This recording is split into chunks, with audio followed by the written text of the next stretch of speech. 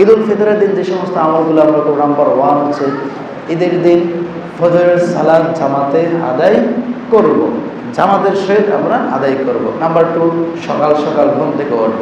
আমরা অনেক মনে করি সারা মাস রোজা রেখে যেহেতু সেহরি খাওয়া লাগে না, মনে করি একটা মাস অনেক কষ্ট করেছি, আজকের দিনটা এক ঘুম দিয়ে একবারে সকাল 8টা বাজে উঠে ঈদগাতে যাব, এই কাজটা আমরা কখনোই করব না। আমরা সকাল সকাল ঘুম থেকে উঠব, তারপরে সকাল সালাতুল ফজর আদায় করব। যাদের ফরজ গোসল থাকে ফজরের আগে এটা করে ফজরের সালাত পড়ে পরিবারটি হয়ে প্রয়োজনে আমরা কবর জিয়ারত করতে যাব, আমাদের পূর্বপুরুষদের জন্য একটু দোয়া করব। 2 নম্বরে গোসল করা, 3 নম্বরে ফজরের সালাত জামাত আদায় করা, 4 নম্বর উত্তম পোশাক পরিধান করে ঈদুল ফিতরের ঈদগাহে যাওয়া, 5 নম্বরে সুগন্ধি মেখে ঈদগাহে যাওয়া, 6 নম্বরে মিষ্টি জাতীয় খাবার খেয়ে ঈদগাহে যাওয়া সুন্নত, এটা চেষ্টা করবো ইনশাআল্লাহ তাআলা। 7 নম্বরে ঈদগাহে যাওয়ার পূর্বে সাদকাতুল ফিতরা এটা যেন আমরা পরিশোধ করে যাই, এটা যেন কোনোভাবে আমরা ঈদুল ফিতরের পরের জন্য রেখে না দিই। 8 নম্বরে ঈদের সালাত ঈদগাহে গিয়ে পড়া সুন্নাত। 9 নম্বরে 2 রাস্তা ব্যবহার করা, অর্থাৎ ঈদের সালাতে যাওয়ার সময় 2টি পথ বা রাস্তা ব্যবহার করা। যদি একাধিক রাস্তা না থাকে একটা রাস্তার এই পাশ ও পাশ ব্যবহার করা। 10 নম্বরে পায়ে হেঁটে ঈদগাহে যাওয়া। অনেক একটু দূরে থাকার কারণে ঈদগাহটা আমরা গাড়িতে চলে যাই, এটা কিন্তু সুন্নাহ না, পায়ে হেঁটে হেঁটে যাবেন খুব ভোরবেলা থেকে।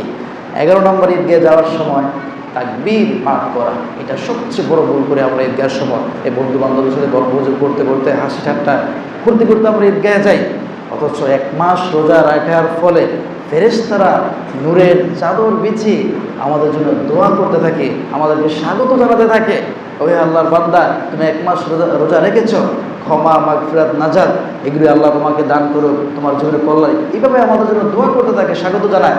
আর আমরা যখন হাসি ঠাট্টা এই দুনিয়াবি কথা, অশ্লীল কথাবার্তা, মোবাইলে গান বাজনা, যখন অশ্লীল গান বাজনা যখন বাজিয়ে ঈদগাহে যাই তখন ফেরেশতারা আমাদের লাভ দেয়, আমরা যেন এই পাপটা এই ভুলটা যেন কখনো না করি। 12 নম্বরে বেশি বেশি তাকবীর বলা, আল্লাহু আকবার আল্লাহু আকবার লা ইলাহা ইল্লাল্লাহ আল্লাহু আকবার আল্লাহু আকবার ওয়া লিল্লাহিল হামদ, এই দোয়াটি তাকবীরটি বেশি বেশি পাঠ করা। 13 নম্বরে আমরা যখন নতুন মানুষদের সাথে দেখা হবে, বন্ধুদের সাথে, পুরুষদের সাথে, নারী পুরুষ একে অপরের সাথে দেখা হবে, নারীরা নারী, পুরুষরা এবং পুরুষরা যাদের মাহারাম আছেন, মাহারাম নারী আছে তাদের সাথে হ্যান্ডশেক করা, মুসাফা করা, তাদের হাতে চুম্বন খাওয়া, এগুলি সুন্নাহ। পুরুষরা কোলাকুলি করবে, দোয়া করবে, পাঠ করবে। অনেকে কী করি আমরা রাগের কারণ আপন ভাইয়ের সাথে কোলাকুলি মুসাফাটা পর্যন্ত আমরা করি না, আমার এই কথাটা কেন বললো, তার সাথে আমি মুসাফা করিলাম, আস্তাগফিরুল্লাহ, জিন্দিগি তো করতাম। এরকম যদি তাদের মনে ক্ষোভ রাগ থাকে, এই ক্ষোভ রাগ সব কিছু একবার মাটির নিচে পুঁতে দিয়ে ঈদের দিনটাকে আনন্দ মুখর যেন হয় এবার পালন করতে পারি। আল্লাহ সুবহানাহু ওয়া তাআলা আমাদের কবুল করুন, সকলে বলি আমিন। তাকাব্বালাল্লাহু মিন্না ওয়া মিনকুম, আল্লাহ তাআলা আমার এবং আপনার ঈদ উদযাপনকে কবুল করুন।